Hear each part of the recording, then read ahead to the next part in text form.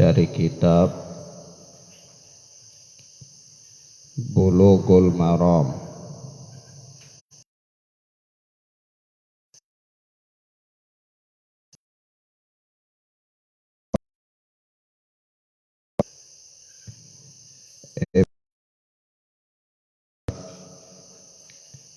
Rahimana wa rahimahullah.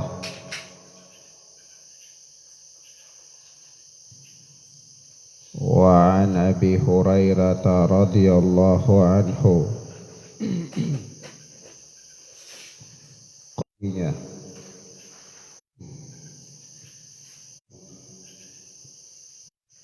Hudayl yakni Bani Hud saling membunuh, yakni bertengkar antara keduanya. Faramat ihdahumal ukhra bihajarin faqatalatha wa ma fi batniha. Salah seorang dari mereka melempar yang lainnya dengan batu kecil sehingga membuatnya mati dan janinnya, yakni wanita tersebut yang dilempari itu wafat, dan memang dia juga dalam keadaan hamil sehingga janin yang ada dalam kandungannya juga wafat. Gitu kata Abu Hurairah. Fakhtasamu ila Rasulillah sallallahu alaihi wasallam. Lalu mereka mengadukan hal ini kepada Rasulullah sallallahu alaihi wasallam. Faqadha Rasulullah sallallahu alaihi wasallam, maka Rasulullah sallallahu alaihi wasallam memutuskan, yakni memutuskan hukum terhadap wanita yang menyebabkan kematian orang yang dia lempari tersebut. An-nadiyata janiniha qurratun abdun aw walidatun, bahwa diat denda, yakni ganti rugi terhadap janin yang wafat itu adalah membebaskan seorang budak,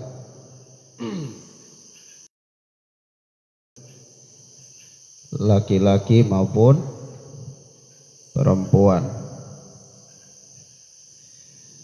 Wa qadha bidiyatil mar'ah ala aqilatiha, dan beliau memutuskan hukum bahwa diat terhadap wanita yang menyebabkan kematian itu, yakni dia bayar dendanya, adalah ala aqilatiha, menjadi tanggungan keluarganya, keluarga dari asobah. Aqilah itu keluarga dari asobah, yakni para lelaki dari keluarga sang wanita.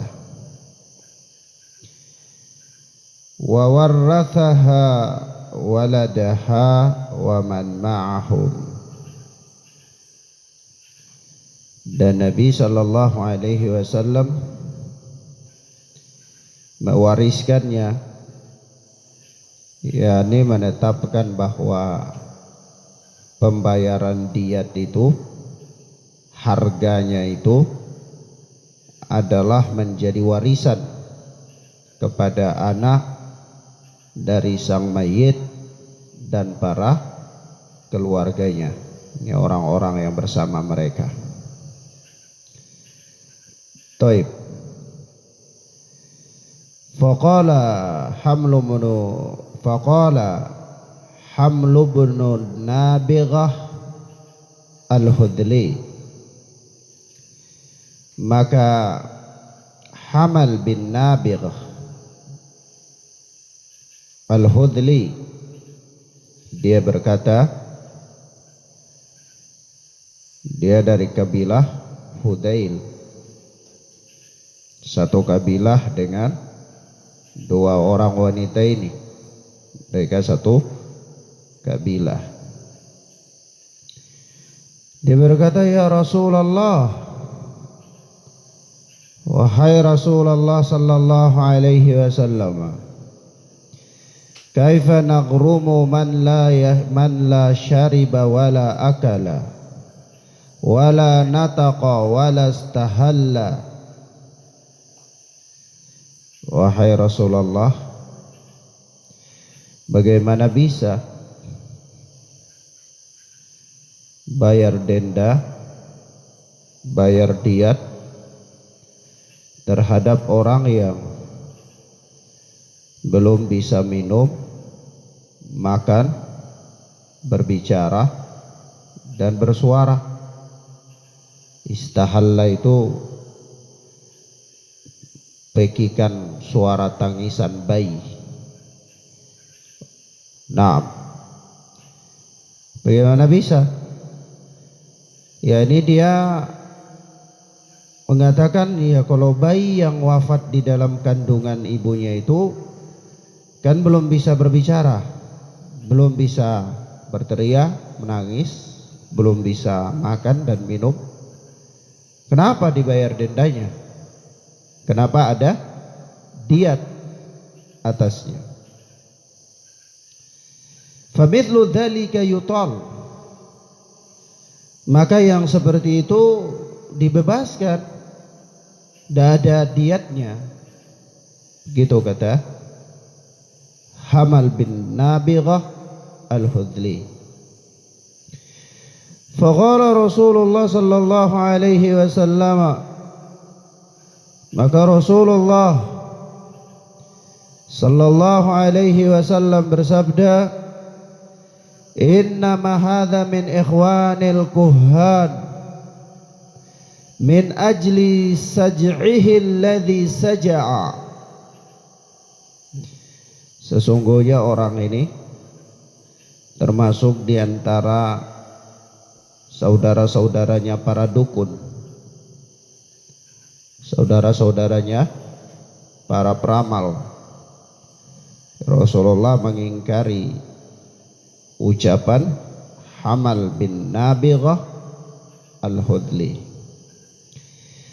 Min ajli saj'ihi alladhi saj'a, karena sajak yang dia sajakkan.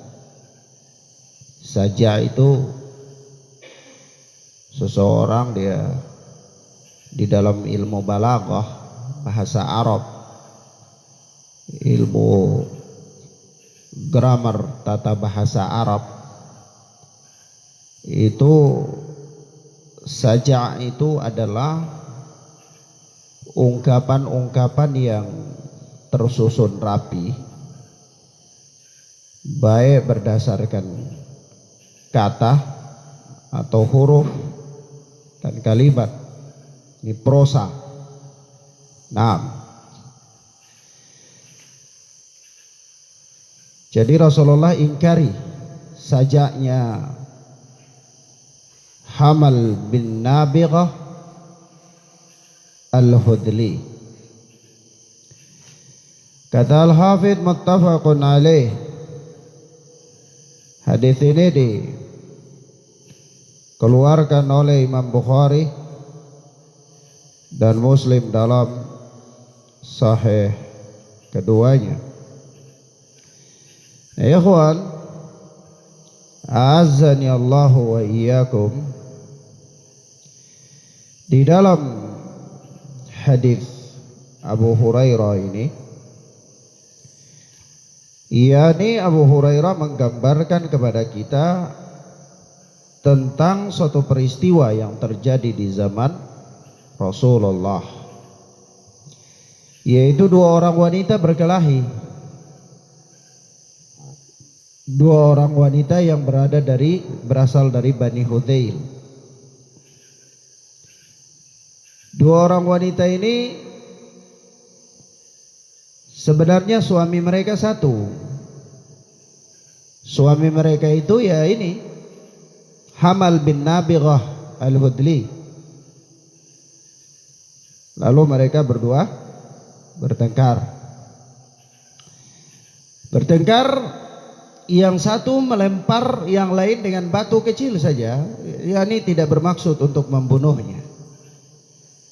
Tetapi ternyata hal itu menyebabkan kematian, dan menyebabkan kematian bayi yang ada di dalam kandungannya. Lalu hal itu didatangkan kepada Rasulullah. Kasus itu dinaikkan di hadapan Rasulullah sallallahu alaihi wasallam. Maka Rasulullah membuat keputusan. Ini Rasulullah menetapkan adanya diat untuk dua nyawa. Diat untuk dua nyawa. Yang pertama diat untuk sang bayi. Yang kedua diat untuk sang wanita yang wafat. Maka dengan demikian di sini ada beberapa pelajaran. Pelajaran yang pertama bahwa hadis ini merupakan hujjah atau dalil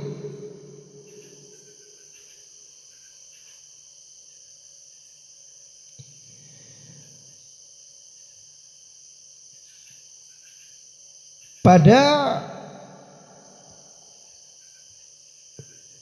salah satu jenis dari jenis-jenis pembunuhan yang ada. Salah satu jenis dari jenis-jenis pembunuhan yang ada. Kalau kita lihat jenis-jenis pembunuhan itu kan ada tidak disengaja, ada disengaja, dan ada semi sengaja, yakni kesalahan. Iya. Maka ini adalah salah satunya. Yaitu apa? Dikenal dalam istilah syariah, jenis pembunuhan ini namanya syibhul amdi. Syibhul amdi, yakni pembunuhan semi sengaja, yakni kesalahan. Memang dia melempar, dia menganiaya, tapi ya dengan ukuran yang tidak menyebabkan kematian, namun ternyata mati. Ini namanya apa? Semi sengaja, pembunuhan syibhul amdi. Taib.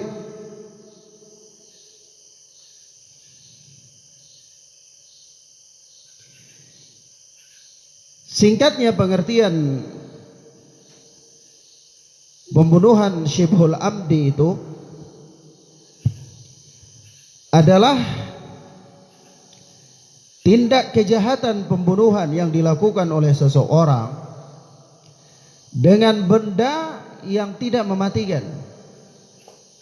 Misalnya kalau batu, ya batunya kecil barangkali. Kalau kayu, ya kayunya barangkali kecil. Tapi ternyata menyebabkan kematian. Itulah yang dimaksudkan dengan pembunuhan syibhul amdi. Naam. Taib. Dalam kasus pembunuhan seperti ini, maka hukuman yang diberikan adalah memperberat diat. Ini diatnya itu berat. Diatnya berat. Hanya saja pelakunya tidak terkena qisas. Tidak terkena qisas. Karena kalau kita lihat asal pembunuhan kan di dalam hukum qisas, iya. Kalau pembunuh an-nafsu bin nafsi, iya, jiwa dengan jiwa.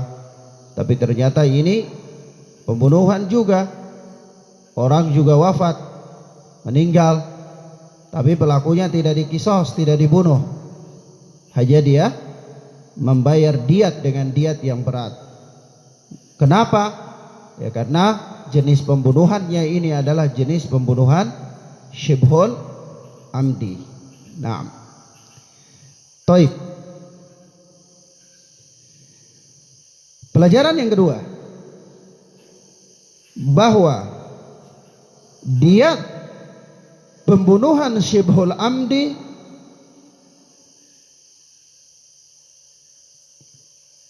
dibebankan kepada asabah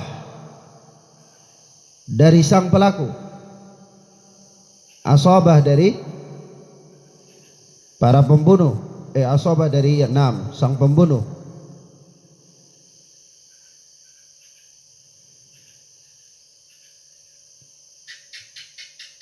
yakni para lelaki dari keluarga sang pembunuh, baik keluarga dekat atau keluarga jauh, itu namanya asabah. Nanti antum bisa lihat lagi apa itu asabah dalam pelajaran faraid.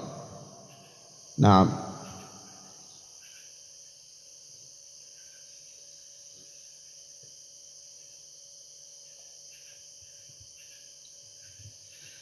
Naam.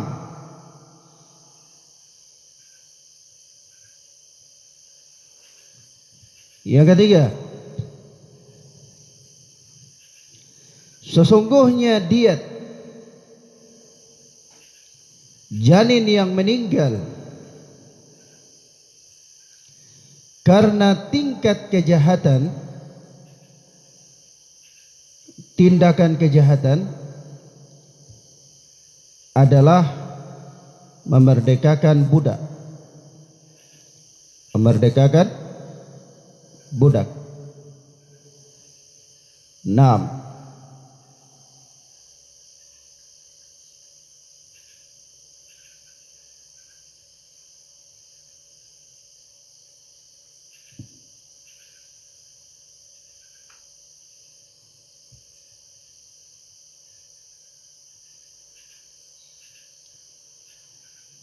Para ahli fikih mengatakan ya, nilai hamba sahaya yang menjadi diat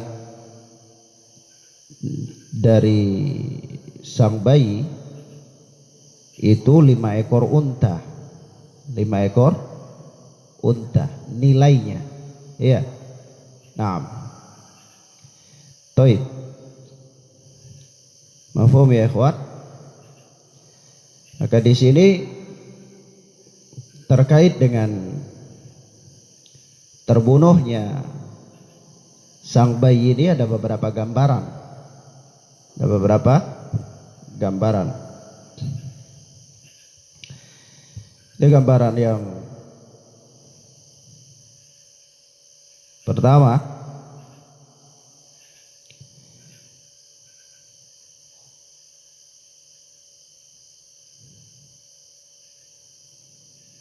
yaitu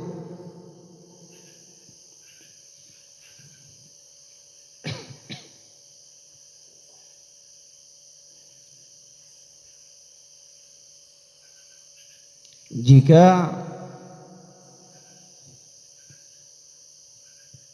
diberikan pelajaran kepada sang wanita hamil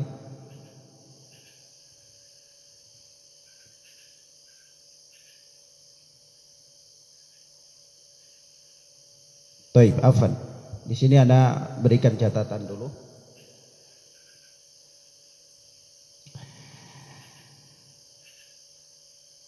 Tadi pelajarannya mengatakan bahwa kalau atau sesungguhnya diat bagi janin adalah memerdekakan seorang budak. Para fuqaha mengukur nilai budak yang menjadi diat bagi sang bayi ini adalah 5 ekor unta. Di sini ada catatan. Bagaimana kalau sang bayi meninggal karena perbuatan-perbuatan yang diizinkan oleh syariat, yang diizinkan oleh syariat. Misal seorang wanita dia melakukan suatu tindakan pidana sementara dia dalam keadaan hamil. Lalu begitu dia dihukum, ternyata menyebabkan bayinya apa? Meninggal. Ya. Nah, maka jawabannya, selama masih hukuman yang diberikan kepada sang wanita itu selama masih dalam kadar yang dibenarkan oleh syariat, maka tidak ada denda atasnya. Tidak ada denda atas. Ya. Misalnya seorang suami karena istrinya membangkang dalam keadaan hamil, lalu dia berikan nasihat, tidak bisa. Akhirnya dia hajar, pisah ranjang sementara dengan istrinya. Tapi itu menyebabkan istrinya stres, pikiran stres, akhirnya bayinya meninggal, guguran. Apakah sang suami membayar diat? Tidak. Iya. Paham ya? Ini yang pertama. Yang kedua, kalau hukuman tersebut melampaui batas, yakni melampaui batasan syariat, maka wajib membayar diat atas wafatnya sang bayi. Nah, yang kedua, yang ketiga,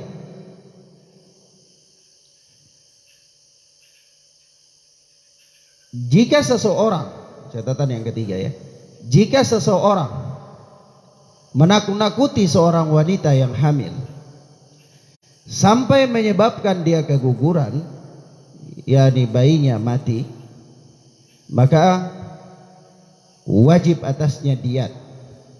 Wajib atasnya diat. Ada wanita hamil, dia di tempat antrian atau di kantor, sudah tahu dia mau duduk, tapi sengaja bercanda tarik kursi, dia duduk, tak salah kursi, jatuh, tak bayinya meninggal. Apakah ada diat? Ada. Wajib bayar diat. Wajib bayar diat. Nah, dalam kasus ini ya kawan,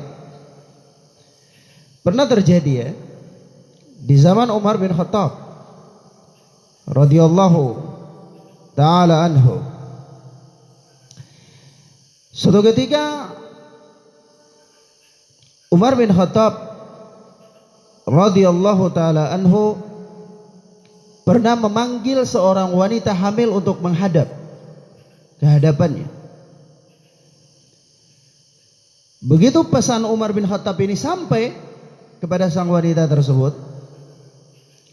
ceritanya wanita ini dia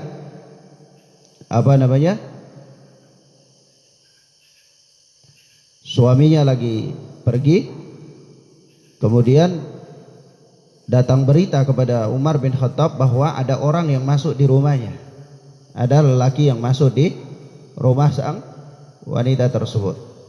Maka Umar bin Khattab memanggil wanita tersebut untuk datang menghadap. Nah, ketika berita ini sampai di hadapan wanita tersebut, wanita ini ketakutan. Ada apa ini? Amirul Mukminin memanggilku. Ya. Itu terbawa pikiran. Besoknya dia jalan mau datang menghadap Amirul Mukminin Umar. Karena saking takutnya dia, kenapa Umar memanggil dia, sampai di tengah jalan itu dia keguguran. Subhanallah. Haibah, kewibawaan Umar ibn al-Khattab. Ya, manggil orang saja keguguran. Orang itu keguguran. Subhanallah. Kewibawaannya luar biasa ya. Bahkan di zaman Rasulullah sallallahu alaihi wasallam pernah ada seorang wanita, ketika dia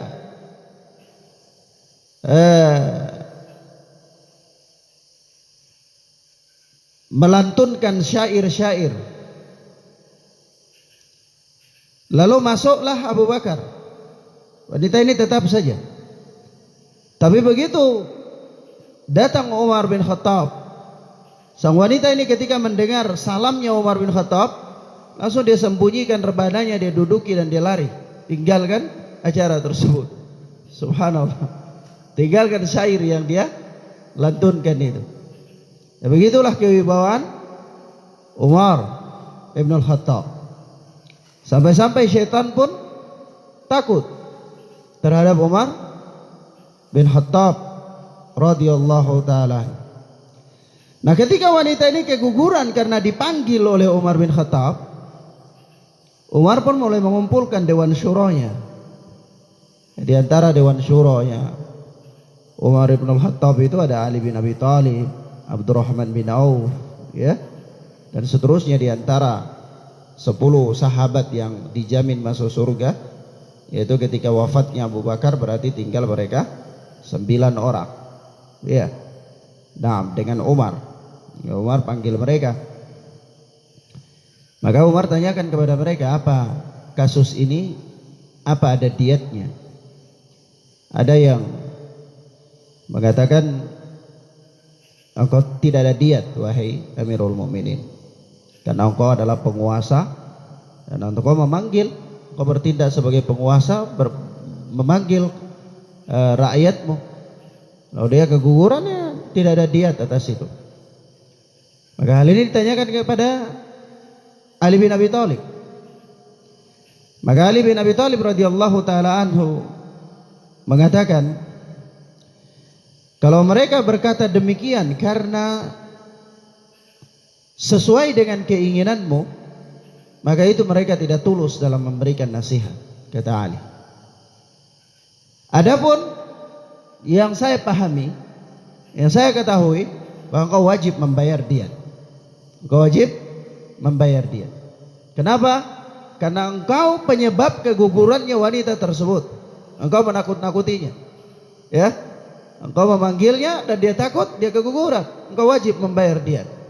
Maka pendapat Ali bin Abi Thalib ini diterima oleh Umar ibn al-Khattab. Maka di sini ketentuannya. Jadi dalil bahwa kalaulah seorang wanita wafat janinnya disebabkan karena ditakut-takuti oleh seseorang, maka orang itu wajib untuk membayar diat. Kalau ditanyakan berapa diat bagi bayi, maka jawabnya membebaskan seorang budak laki-laki atau perempuan. Kalau misalnya tidak terdapat budak nilainya, maka nilainya adalah 5 ekor unta. Ya, tinggal dikali saja 1 ekor unta itu kali harganya berapa. Kalau harganya 30 juta, ya berarti kali 5. 3 kali 5 150. Nah, mafhum ya? Paham ya ikhwan? Baik.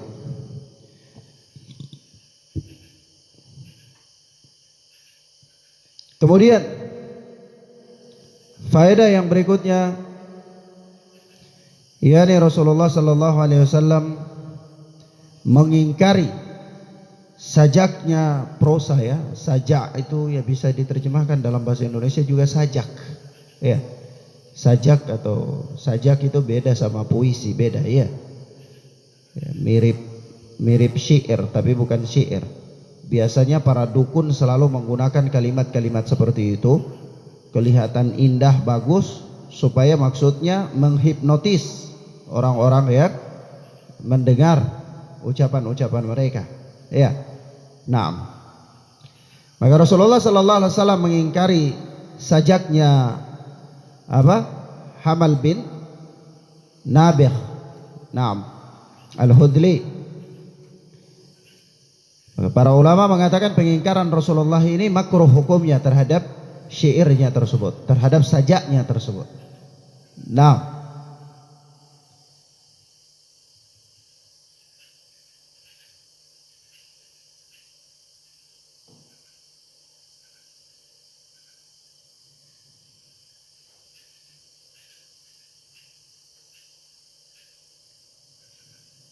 Taib. Demikian, berapa faedah itu?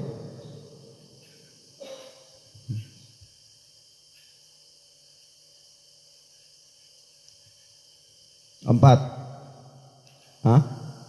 Taib. Demikian ikhwana fiddin azani Allah wa iyyakum. Yang berikut, faedah yang berikut.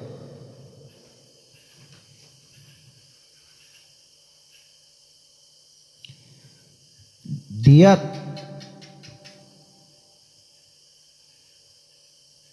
atas pembunuhan syibhul amdi ditanggung oleh asabah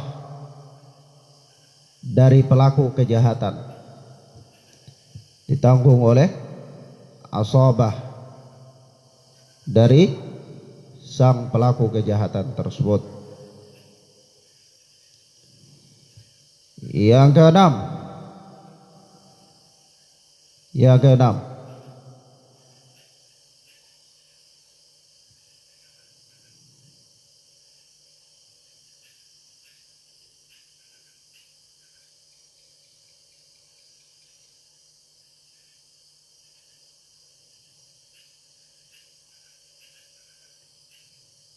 diat yang dibayarkan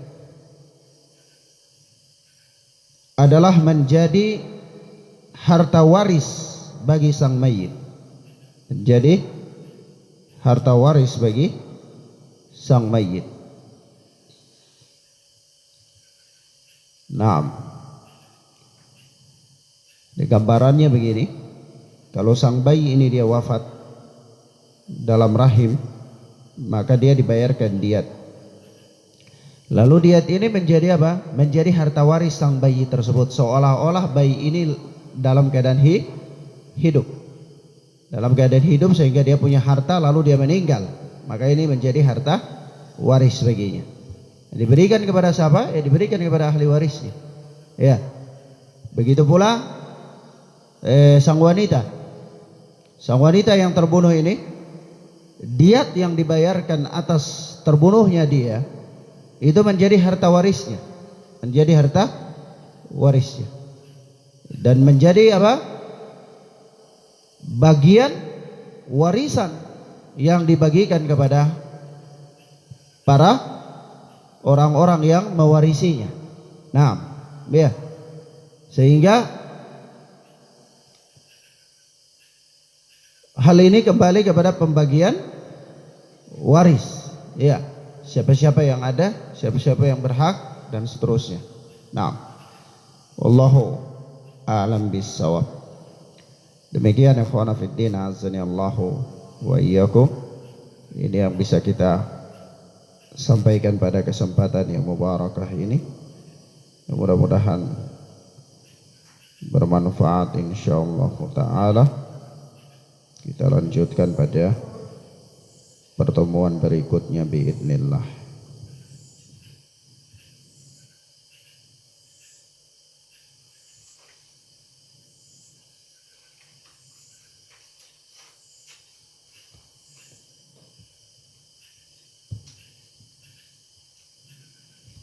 Pelajaran apa selanjutnya? Tafsir.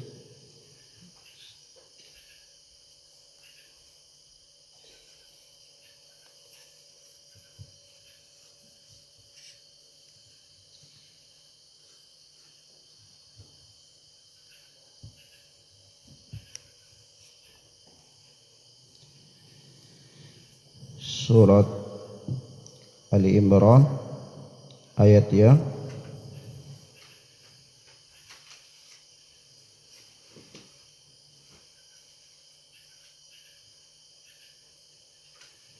(38) apa ya?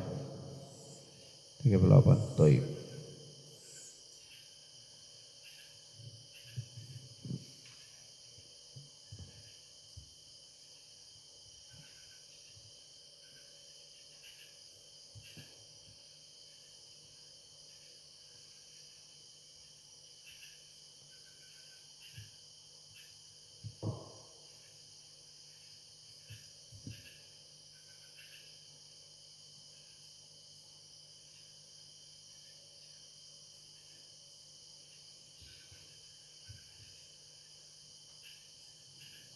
Iqra ya akhana Zubair.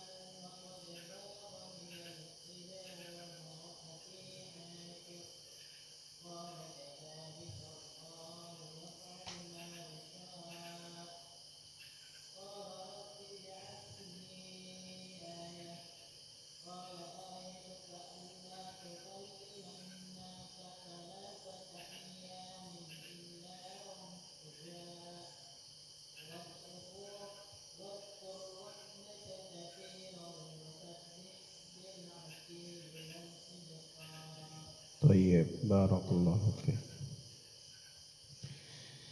A'udzu billahi samiil alim minasyaitonir rajim min hamzihi wa nafthihi wa nafthihi. Hunalika da'a Zakaria rabbah qala rabbi habli min ladunka dzurriyyatan thayyibah innaka sami'ud du'a. Fanadathul malaikatu wa huwa qa'imun yusalli fil mihrab anna Allaha yubashshiruka bi Yahya musaddiqan bi kalimatin minallah wa sayyidan wa hasuran wa nabiyyan minas salihin. Qala rabbi anna yakunu li ghulam wa qad balaghani al-kibar wa imraati aqir. Qala kadzalika Allahu yaf'alu ma yasha'. Qala rabbi ij'al li ayah. Qala ayatuka alla tukalliman nasa thalathata ayyamin illa ramza. Wadhkur rabbaka katsiran wasabbih bil 'ashiyyi wal ibkar. Allah Subhanahu wa ta'ala berfirman, hunalika da'a Zakaria rabbah. Di sanalah Zakaria berdoa kepada Rabb-nya. Yani di mana? Di mihrab. Di mihrab. Zakaria berdoa kepada Rabb-Nya. Kenapa?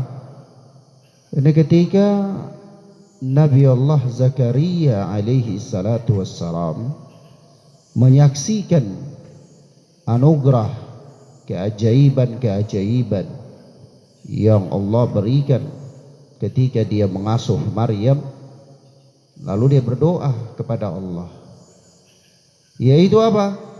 Qala rabbi habli min ladunka dzurriyyatan thayyibah. Ya Rabbku, berilah aku keturunan yang baik di sisimu. Innaka sami'ud du'a. Sesungguhnya engkau maha mendengar doa.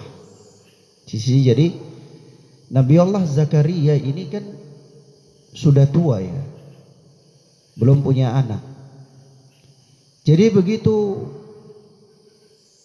Hannah melahirkan Maryam binti Imran, itu pengasuhannya diserahkan kepada Nabi Allah Zakaria. Ketika Nabi Zakaria mengasuh ini Maryam binti Imran, ternyata beliau melihat keajaiban-keajaiban sebagaimana yang telah lalu ya, yaitu kullama dakhala 'alaiha Zakaria al-mihraba wajada 'indaha rizqa. Setiap kali Zakaria itu masuk menemui Maryam di kamar mihrab, tempat dia beribadah, Nabi Zakaria selalu mendapati di sisi Maryam ini rizki, makanan-makanan, ya, buah-buahan dan seterusnya. Sampai-sampai dia berkata, qala ya Maryam, dia berkata, wahai Maryam, anna laki hada, apa ini? Dari mana ini?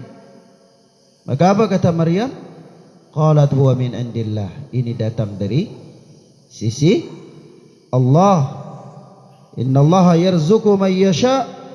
Sesungguhnya Allah memberikan rizki kepada siapa yang Allah kehendaki bighairi hisab, ya, tanpa perhitungan.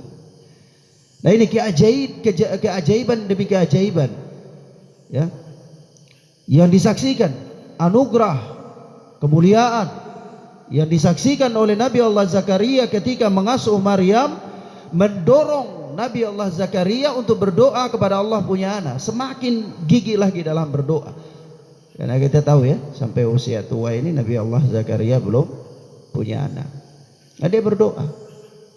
Dikatakan, ya barangkali nanti orang bisa mengatakan, oh Ustaz, kok bisa Nabi Allah Zakaria mengambil pelajaran dari Hannah dan juga seorang perempuan lagi, padahal Nabi Zakaria adalah seorang lelaki dan seorang nabi. Bagaimana orang yang tingkatannya lebih mulia bisa mengambil pelajaran dari orang yang berada di bawahnya? Kita katakan bukan begitu, tetapi kebenaran, hidayah, anugerah itu adalah dhalatul mu'min, ya, mutiara orang mukmin yang hilang. Ya, kalau Allah Subhanahu wa taala memberikan kepada siapa yang Allah kehendaki, maka aina ma wujida, dimanapun engkau mendapatkan atau didapatkan mutiara itu, diambil. Ya. Maka ketika Nabi Allah Zakaria melihat kejadian-kejadian itu, ya dia menjadikan itu sebagai ibrah. Dia berdoa kepada Allah. Doanya apa? Doanya sesuai dengan apa yang diharapkan oleh Nabi Allah Zakaria ketika itu. Jadi qala rabbi habli min ladunka dzurriyyatan thayyibah. Ya Rabbku, berikanlah kepadaku, ya, keturunan yang baik di sisimu ya Allah. Innaka sami'ud doa. Sesungguhnya engkau adalah zat yang maha mendengar doa orang yang berdoa kepadamu. Nah, jadi Nabi Zakaria berdoa, lalu Nabi Zakaria menyebutkan asma Allah. Ya. Nah, fanadathul malaikatu wa huwa qa'imun yusalli fil mihrab. sebagai jawaban atas doa Nabi Allah Zakaria ini. Kata Allah Subhanahu wa taala, kemudian para malaikat, al-malaikah itu bentuk jamak dari malakun, satu orang malaikat. Al-malaikah banyak malaikat. Maka para malaikat nadathu, memanggilnya, menyerunya. Menyeru siapa? Menyeru Nabi Allah Zakaria. Wa huwa qa'imun yusalli fil mihrab, ketika dia berdiri melaksanakan salat di mihrab. Kalau salat itu secara bahasa berdoa ya. Secara bahasa berdoa. Naam. Kalau secara istilah ya salat sebagaimana salat yang dilakukan oleh orang-orang mukmin, kaum muslimin. Di sini dalam dua makna ya. Yani ketika Nabi Allah Zakaria sedang berada di mihrab di hadapan Allah, di tempat beribadahnya seraya dia berdoa kepada Allah. Naam. Maka ketika itulah para malaikat menyeru Nabi Allah Zakaria dan mengatakan, innallaha yubashshiruka bi Yahya musaddiqan bi kalimatin minallah wa sayyidan wa hasura wa nabiyyan minas salihin. Itu apa kata para malaikat itu? Mereka katakan, sesungguhnya yubashshiruka, innallaha yubashshiruka, sesungguhnya Allah memberikan kepada engkau kabar gembira. Allah memberikan kepada engkau apa? Kabar gembira. Ya, ini dengan terkabulnya doanya Nabi Allah Zakaria. Yaitu apa? Bi Yahya. Allah Subhanahu wa taala memberikan kepada engkau kabar gembira dengan kelahiran Yahya. Subhanallah. Yahya ini nama yang dipilih oleh Nabi Allah Zakaria atau memang telah ditetapkan oleh Allah? Ditetapkan oleh Allah langsung di sini. Ya. Nabi Zakaria juga tidak tahu ini mau ada anak atau tidak ada anak. Ya. Begitu dia berdoa apa? Rabbi habli min ladunka dzurriyyatan thayyibah innaka sami'ud du'a. Maka malaikat pun menyampaikan kepadanya, innallaha yubashshiruka bi Yahya, sesungguhnya Allah memberikan kabar gembira kepada engkau dengan akan dilahirkan anakmu nanti yang bernama Yahya. Penamaan langsung ya. Subhanallah. Ya. Luar biasa. Ini bukan kayak nama-nama kita, Zamrud lah. Ya. Macam-macam nama, ya. Nama ini langsung penyebutannya dalam Al-Quran dan disebutkan oleh Allah Subhanahu wa ta'ala, yaitu musaddiqan bi kalimatin minallah, yang membenarkan sebuah kalimat yakni dari Allah, firman Allah. Maka di sini juga dalil ya, dalil untuk menunjukkan kepada kita bahwa firman Allah itu adalah kalam Allah. Al-Quran itu adalah kalam Allah. Wa sayyidan wa hasura wa nabiyyan minas salihin. Panutan, berkemampuan menahan diri dari hawa nafsu, ini hasura, wa nabiyyan, dan seorang nabi minas salihin, di antara orang-orang saleh. Jadi langsung malaikat ini mengabarkan kepada Nabi Zakaria bahwa doanya insya Allah akan terkabulkan dengan akan dilahirkan anak kepada beliau yang bernama Yahya. Dan anak itu sifat-sifatnya adalah sebagaimana terhimpun dalam doa Nabi Allah Zakaria, yaitu dzurriyyatan thayyibah, anak keturunan yang baik. Lalu dikabulkan anak keturunan yang baik bagi Nabi Allah Zakaria. Siapa? Yahya. Apa itu sifatnya? Yahya itu adalah apa? panutan, berkemampuan kuat untuk menahan diri dari hawa nafsu. Kemudian dia juga adalah seorang nabi di antara orang-orang soleh. Ini belum lahirnya Nabi Allah Yahya, itu Allah sudah beritakan kepada Nabi Allah Zakaria bahwa Yahya ini nanti jadi nabi. Nanti jadi nabi. Ya. Subhanallah ya. Ya, dan jelas ya. Kalau nabi-nabi yang lain ya barangkali tidak disebutkan secara detail seperti ini. Nah, kita juga tidak tahu ya. Ya, nah, paling kita tahu nanti ada nabi, nanti ada nabi, nanti ada nabi. Tapi tidak diketahui bahwa dititipkan di rahim siapa, dari bapaknya siapa, tidak ketahui. Nanti sampai lahir baru kita tahu. Oh, ini bapaknya ini, ibunya ini. Oh, nanti kemudian dia diangkat jadi nabi. Ya, taruhlah seperti Nabi Allah Muhammad SAW, disebutkan ciri-ciri beliau dalam kitab-kitab terdahulu, disebutkan namanya dalam kitab-kitab terdahulu. Dan para nabi-nabi terdahulu selalu mengabarkan tentang beliau, tapi tidak disebutkan secara rinci bahwa dia lahir dari Nabi SAW, nanti lahir dari misalnya bapaknya nama siapa, bapaknya nama siapa, kan tidak ya. Nah, tapi di sini ya kawan, ya, atas doa Nabi Allah Zakaria ini Allah kabulkan dan Allah langsung ya perintahkan kepada para malaikat untuk menyampaikan hal ini kepada Nabi Allah Zakaria sebagai kabar gembira. Nah,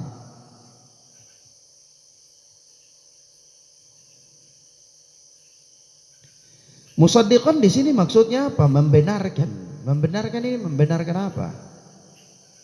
Maka ahli tafsir mengatakan kepada kita bahwa Nabi Allah Zakaria, Nabi Allah Yahya itu nanti musaddiqan bi kalimatin minallah, dia membenarkan sebuah kalimat yaitu firman dari Allah, yakni membenarkan kehadiran Nabi Allah Isa alaihi salatu wassalam. Maksudnya ya, karena memang Nabi Allah Isa alaihi salatu wassalam diciptakan oleh Allah dengan kun, jadi. Maka jadilah Nabi Allah Isa, yaitu tanpa bapa. Tanpa bapa. Inilah yang dibenarkan oleh Nabi Allah Yahya nantinya. Iya. Di sini juga ada pelajaran bahwa ternyata para nabi dan para rasul itu saling membenarkan. Iya, saling membenarkan. Yang menunjukkan bahwa ajaran mereka adalah satu. Pokok ajaran mereka adalah satu, yaitu untuk beribadah kepada Allah Subhanahu wa ta'ala. Masya Allah ya. Dan ini adalah suatu kabar gembira yang menggembirakan. Nah,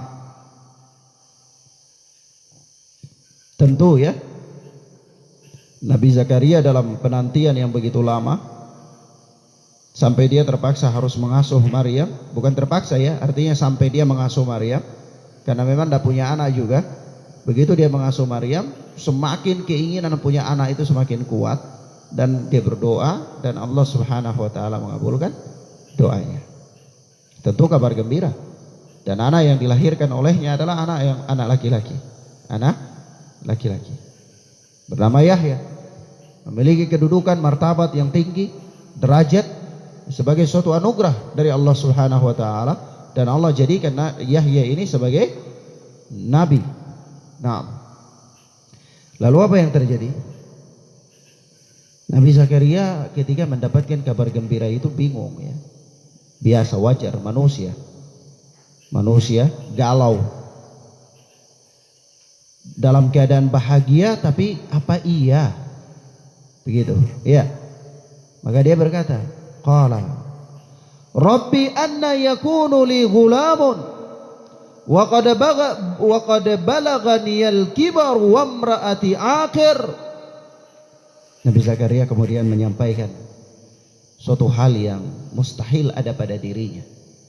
Kelemahan dia, keterbatasan dia, kondisi dia dan kondisi istrinya sudah lagi bukan anak muda yang mungkin bisa melahirkan. Istri juga begitu, sudah tidak mungkin.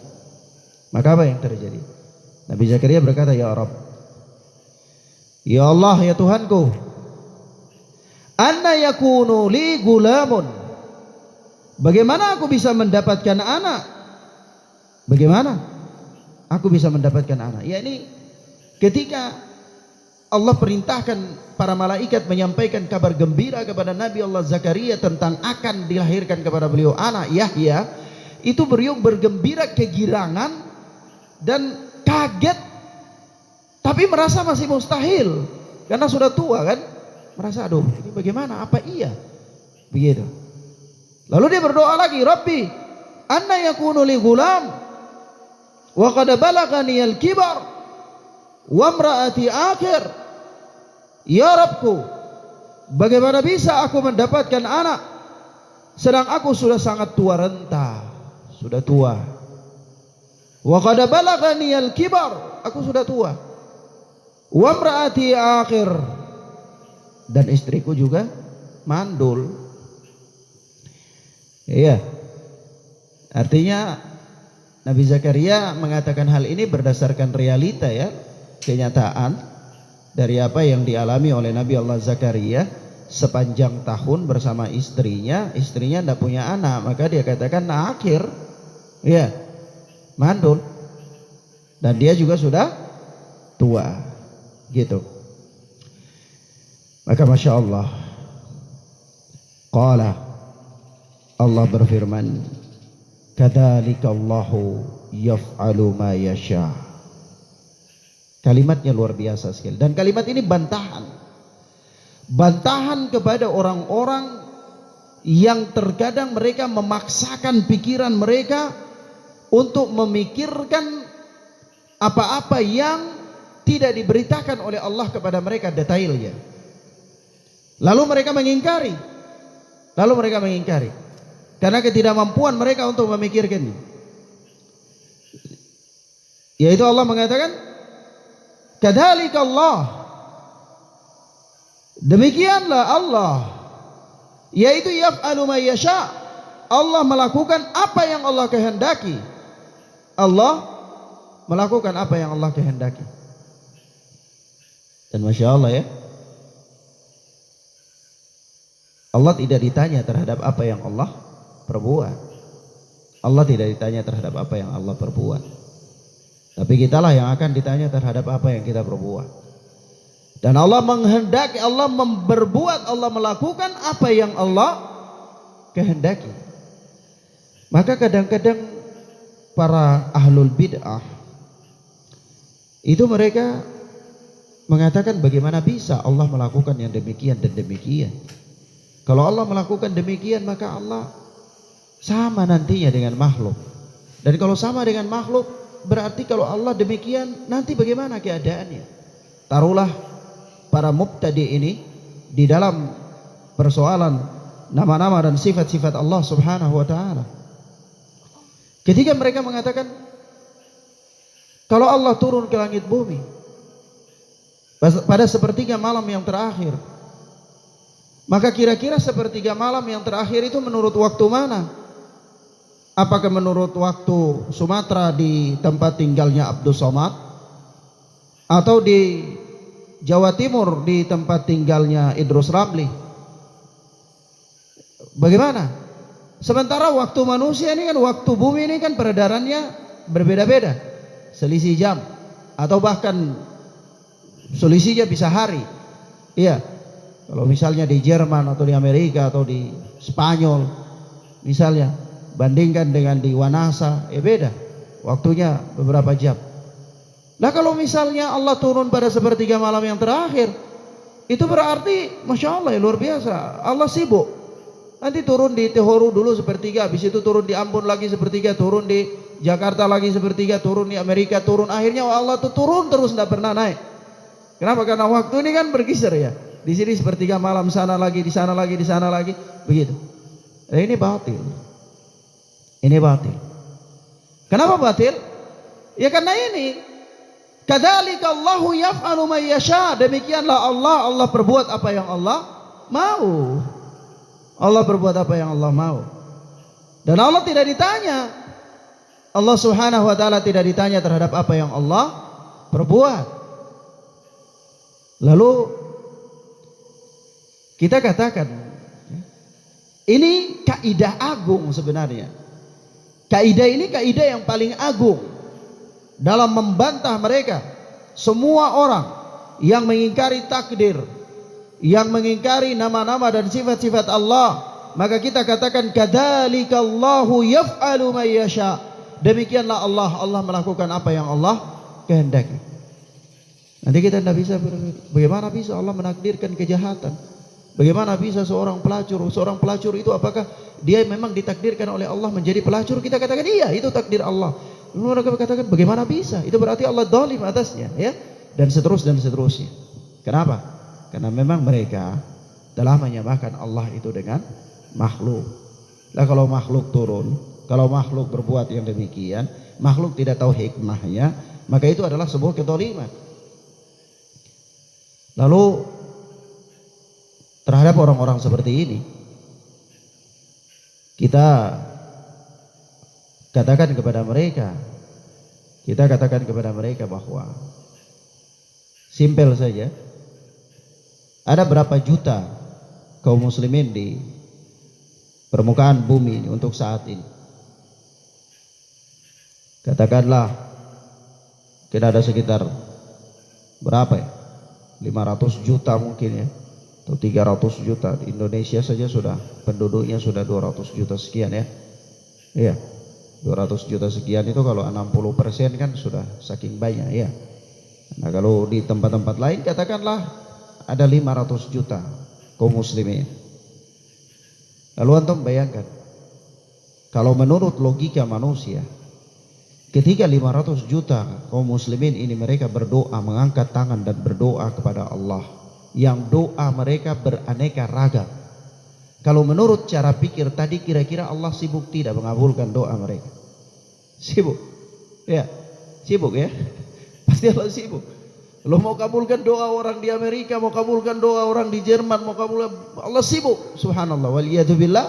Dan itu tidak mungkin bagi Allah. Maka kita katakan apa? Kadzalika Allahu yaf'alu ma yasha. Demikianlah Allah Subhanahu wa taala melakukan apa yang Allah kehendaki. Nah, artinya apa, ikhwan? Perkara-perkara yang ajaib berupa mukjizat-mukjizat, karamah-karamah para wali, dan hal-hal yang bersifat nama-nama dan asma-asma Allah atau takdir-takdir Allah yang tidak dipahami oleh manusia, itu semua adalah terjadi sejalan dengan apa yang dikehendaki oleh Allah, meskipun di luar daripada batasan normal. Ya, meskipun di luar daripada batasan normal. Nah, kita lihat saja di sini. Kalau ilmu kedokteran mengatakan wanita sudah menopause itu kira-kira bisa lahir tidak? Bisa melahirkan? Tidak bisa, ya. Tapi ini istrinya Nabi Allah Zakaria melahirkan. Iya. Istrinya Nabi Allah Zakaria melahirkan. Nah, di luar daripada apa? Hal yang normal. Di luar daripada hal yang normal. Apa yang Allah kehendaki, maka pasti terjadi. Pasti terjadi. Dan Allah Maha kuasa atas itu semua. Nah, subhanallah. Maka kita katakan dengan bahasa yang lebih umum, yaitu tidak ada yang mustahil bagi Allah Subhanahu wa taala. Tidak ada yang mustahil bagi Allah Subhanahu wa taala. Nah, sebenarnya ada satu kejadian yang berkaitan dengan, ada suatu riwayat ya, kisah berkaitan dengan hikmah-hikmah di balik takdir Allah. Mudah-mudahan saja kita diberikan kelapangan waktu, insyaallah suatu saat kita sampaikan. Kemudian apa? Allah Subhanahu wa taala berfirman, Qala rabbi ja'al li ayah. Nabi Allah Zakaria untuk mengobati apa? Kekagetannya, kegirangan dan kekagetannya itu, Nabi Allah Zakaria minta kepada Allah untuk diberikan tanda supaya beliau itu bisa tenang. Iya, namanya juga orang girang ya. Nah, Maka Nabi Allah Zakaria berdoa. Wajar ya, manusia. Nabi Allah Zakaria tentu memiliki sifat-sifat manusia, kaget, girang, ya, dan seterusnya. Nah, Nabi Allah Zakaria berdoa, qala rabbi ja'al li ayah, ya Allah, berilah aku suatu tanda, berilah aku suatu tanda. Qala ayatuka alla tukalliman nasa thalathata ayyamin illa ramza.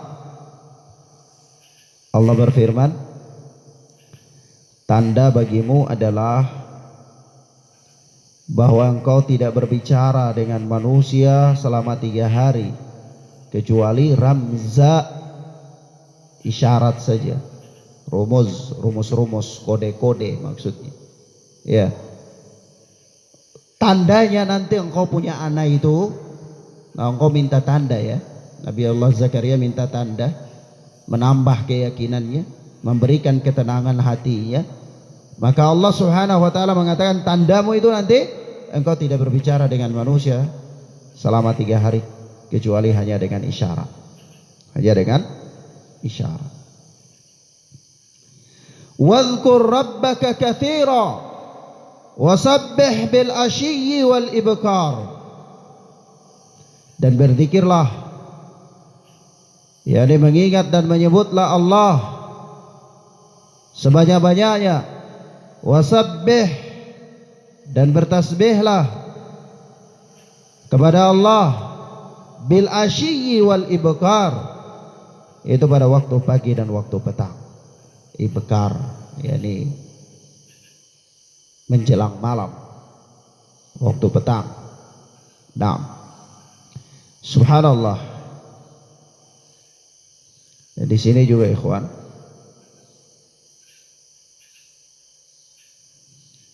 ketika Nabi Allah Zakaria berdoa kepada Allah meminta tanda, maka tandanya Allah Subhanahu wa taala berikan kepada Nabi Allah Zakaria. Itu Nabi Allah Zakaria tidak mampu untuk berkomunikasi dengan manusia selama 3 hari kecuali hanya dengan isyarat. Itu sebagai apa? Tanda kepada Nabi Allah Zakaria. Dan ikhwan, nas-nas ini juga adalah merupakan dalil yang paling agung bahwa firman Allah itu adalah kalam Allah. Adalah apa? Kalam Allah. Kalam Allah yang apa? Yang bisa didengar dan bisa dimengerti. Bisa didengar dan bisa dimengerti. Lah buktinya apa? Nabi Allah Zakaria mendengar firman Allah ketika Allah berfirman, qala ayatuka alla tukalliman nasa thalathata ayyamin illa ramza. Nabi Zakaria tahu, Allah beritahukan kepadanya nanti tandanya itu. Dengar. Bantahan kepada Mu'tazilah, Asy'ariyah, dan orang-orang yang berjalan di jalan mereka yang mengatakan bahwa Al-Quran itu bukan kalam Allah. Ada juga yang mengatakan kalam Allah tetapi tidak bisa didengar. Itu semacam isyarat yang diberikan ke dalam hati, lalu nanti dari hati itu dapat memahami. Begitu menurut mereka. Ini juga batil. Ini juga apa? Batil. Naam. Baik. Akhwana fiddin, azani Allahu wa iyyakum. Dalam beberapa ayat ini ada beberapa faedah. Ada beberapa faedah yang dapat kita petik. Nah,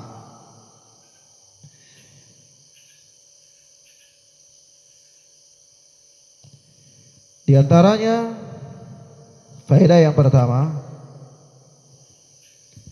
mengambil pelajaran dari orang lain. Mengambil pelajaran dari orang lain adalah merupakan adabnya orang-orang yang mulia Ya, ini selalu mengambil pelajaran ya. Sebagaimana apa? Sisi pendalilannya adalah Nabi Allah Zakaria mengambil pelajaran memohon punya anak ketika apa?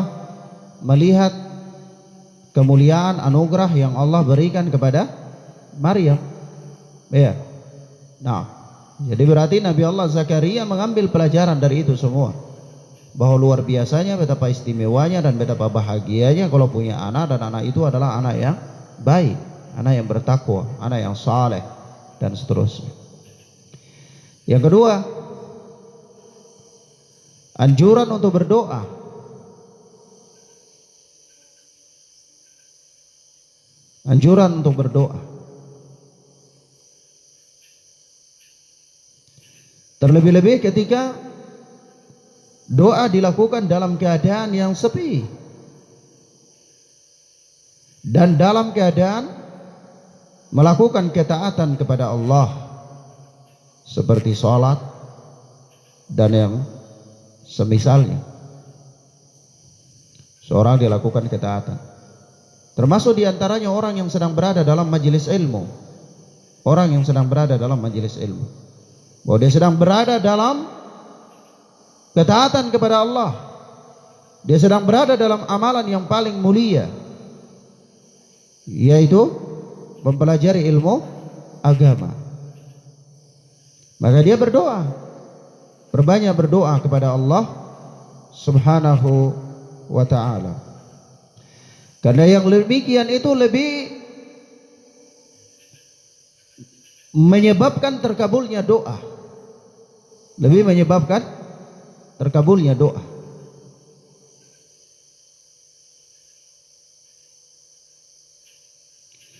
Yang ketiga,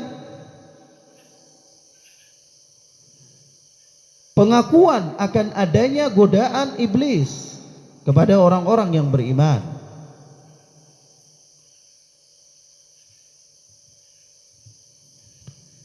Meskipun Allah Subhanahu wa ta'ala akan menghilangkan tipu daya dan godaan mereka, tapi yang jelas godaan mereka itu ada. Ya, sisi pendalilannya, ya, Nabi Allah Zakaria ini tidak pede tadinya. Ya Allah, ini sudah tua, bagaimana, istri mandul, bagaimana. Artinya was-was diberikan oleh syaitan iblis. Maka dia berdoa lagi kepada Allah Subhanahu wa ta'ala. Yang keempat, boleh memohon kepada Allah agar dikaruniakan anak yang saleh. Dan ini bukan tercela. Ini bukan tercela. Nah,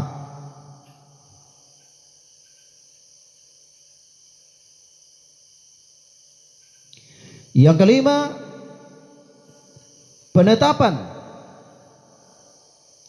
adanya karamah yang diberikan oleh Allah Subhanahu wa ta'ala kepada orang-orang saleh, kepada orang-orang saleh,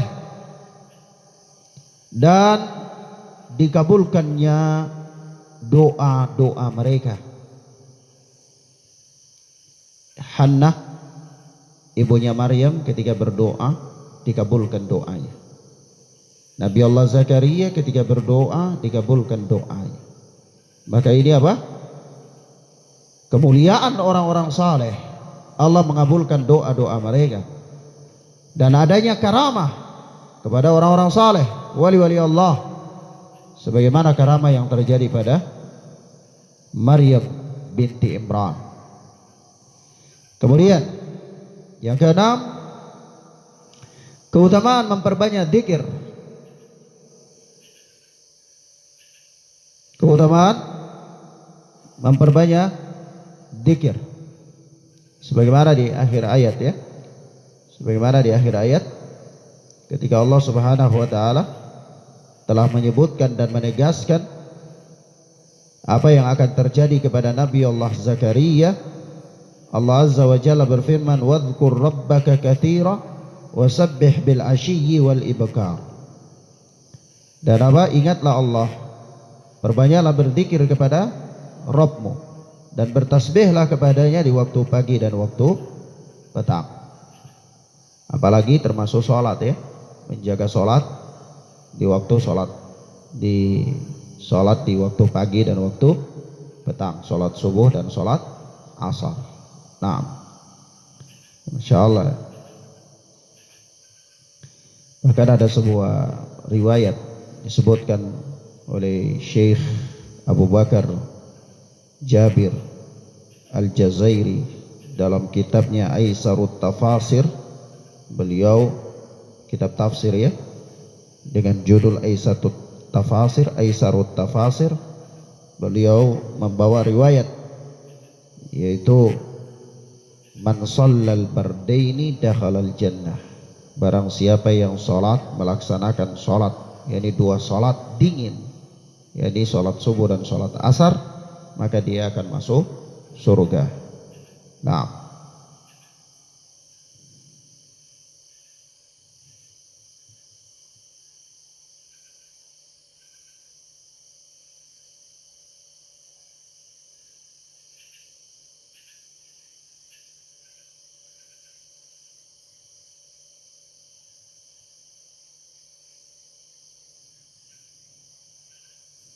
Masya Allah ya.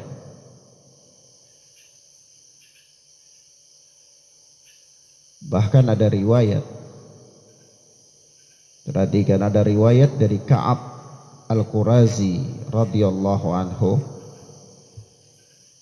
bahwa dia berkata, seandainya ada rukhsah, ada dispensasi, ada keringanan untuk tidak berzikir kepada Allah, maka orang yang lebih layak mendapatkan dispensasi ini adalah Nabi Allah Zakaria. Kenapa? Ya karena ketika Allah mengabulkan doanya, Allah jadikan tanda kepadanya itu tidak bisa berbicara selama 3 hari. Ya, kecuali dengan isyarat. Ya orang yang tidak bisa berbicara selama 3 hari lebih layak untuk diberikan dispensasi untuk tidak berzikir.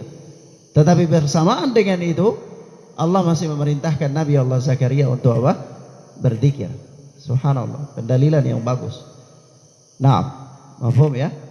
Nah, ini juga menunjukkan kepada kita tentang keutamaan memperbanyak zikir tersebut. Wallahu a'lam bissawab. Baik. Demikian afwana fiddin azani Allah wa iyyakum. Inilah beberapa hal yang bisa kita sampaikan pada kesempatan yang mubarakah ini. Mudah-mudahan bermanfaat bagi kita dan Allah memberikan keberkahan kepada kita, insyaallah, dan Allah memberikan kita kekuatan untuk mengamalkan ilmu yang kita pelajari. Allahumma inni as'aluka bi anni ashhadu innaka la ilaha illa anta al-ahadus samad alladzi lam yalid wa lam yulad wa lam yakul lahu kufuwan ahad. Allahumma inna nas'aluka rizqan thayyiban wa ilman nafi'ah wa amalan mutaqabbala. Allahumma inna nas'aluka al-huda wat-tuqa wal-'afaf wal-ghina. Allahumma arinal haqqa haqqan warzuqna ittiba'ah wa arinal batila batila warzuqna ijtinabah. Allahumma yassir lana wa la tu'assir alaina. Allahumma yassir lana wa la tu'assir alaina. Allahumma barik lana fima a'tait. Allahumma barik lana fima a'tait. Wa sallallahu ala nabiyyina Muhammad wa ala alihi wa sahbihi wa sallam. Subhanakallahumma wa bihamdika asyhadu an la ilaha illa anta astaghfiruka wa atubu ilaik. Wassalamualaikum warahmatullahi wabarakatuh. Ad-din ya khana Jafar.